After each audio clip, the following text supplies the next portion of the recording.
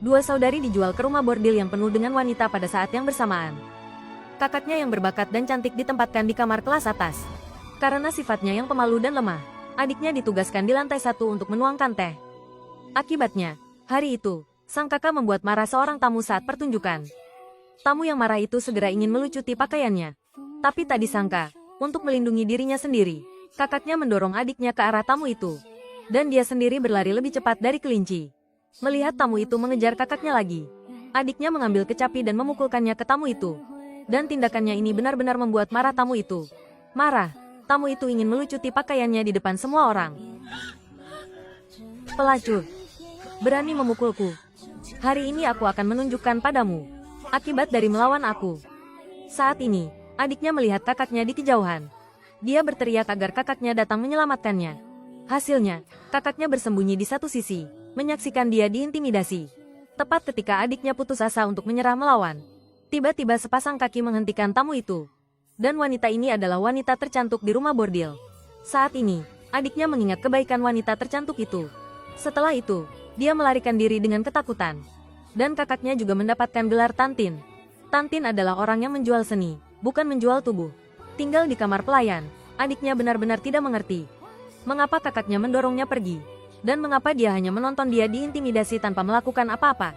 Merasa bersalah, kakaknya pergi ke kamar pelayan untuk mencari adiknya. Adiknya bertanya mengapa dia tidak menyelamatkannya. Saat itu aku juga sulit melindungi diriku sendiri. Suong-suong, kesucian bagiku, sama seperti hidupku sebelum ayah meninggal.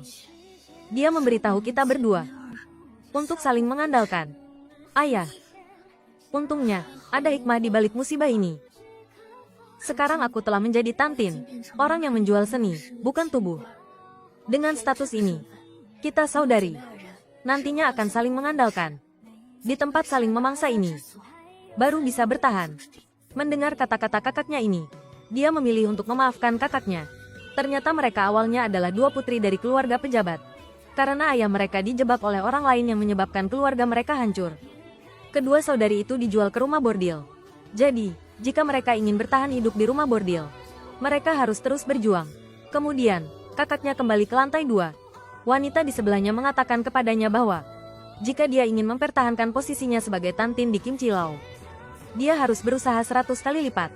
Karena posisi di lantai 2 dapat direbut oleh orang lain kapan saja. Kecuali, dia dapat mengandalkan seorang pejabat tinggi untuk menebusnya. Jika tidak, malam itu, kakaknya mengandalkan seorang tuan muda kaya. Secara kebetulan melihat adiknya digoda lagi di lantai bawah. Dan tamu itu melihat dia tidak menuruti perintahnya, menyiramkan teh ke tubuhnya. Lalu, dia menyalahkannya karena menyiramkan teh ke arahnya. Aku tidak melakukannya. Malam ini, bermainlah denganku, anggap saja masalah ini selesai. Tepat pada saat genting, seorang pria berbaju putih muncul dan menghentikan pemandangan ini. Kenapa kau berlagak jadi orang baik? Nona ini adalah pelacur dari Kim Chi Lao. Dia sudah masuk ke sini, masih berpura-pura suci denganku. Meskipun begitu, berbisnis harus saling menguntungkan. Uang diberikan, barang diterima. Dia bilang tidak mau. Jika kau masih memaksanya, itu pemaksaan. Seperti preman. Kau. Lalu bagaimana jika dia menyiramkan teh panas kepadaku? Kau lihat ini jenis sutra terbaik. Dia tidak memberi kompensasi kepadaku. Setidaknya harus membayar uang untukku, kan? Jelas kau menyiramkannya sendiri. Aku menyiramkannya sendiri. Siapa yang melihat? Ada yang melihat? 100 tael perak. Kurang 1 sen pun tidak boleh.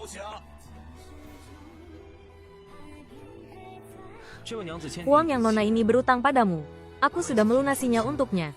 Bisa pergi sekarang. Anggap saja kalian berdua beruntung. Terima kasih Tuan Muda Pu karena telah menolong. Aku akan segera mengembalikan uang itu kepadamu. Apakah Nona memiliki bakat apapun? Guzeng dan kecapi, aku bisa memainkannya. Bagaimana kalau begini? Uang tadi anggap saja sebagai. Aku meminta Nona memainkan sebuah lagu malam ini. Apakah Nona bersedia? Tuan Muda Pu, mengapa kau di sini? Keluarga Pu. Putra tunggal Pu Uyen, Menteri Pekerjaan Umum. Keluarga pejabat tinggi seperti ini, tata keramanya sangat ketat.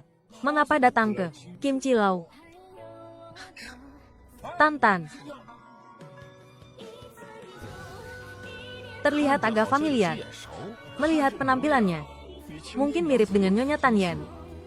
Mungkinkah malam itu, adik perempuan yang pakaiannya dilucuti di depan umum, Nguyen Sansan, apakah dia juga ingin menjadi Tantin? Saat ini, kakaknya melihat adiknya disambut di atas panggung, membuat dia sangat cemburu. Bagaimanapun, hanya ada satu posisi Tansin di lantai atas.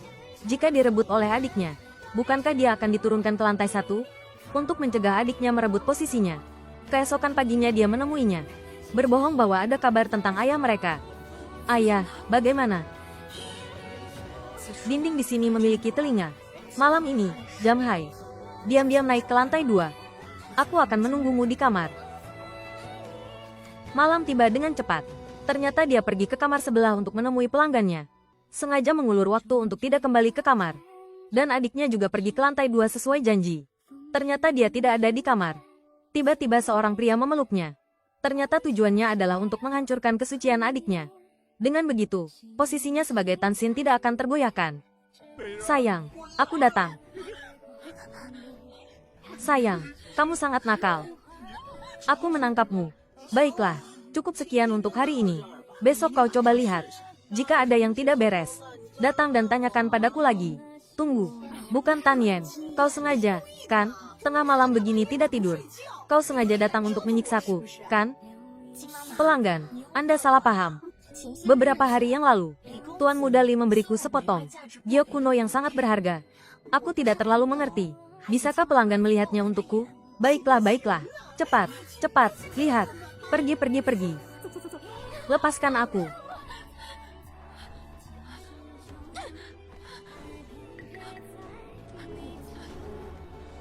Ada apa?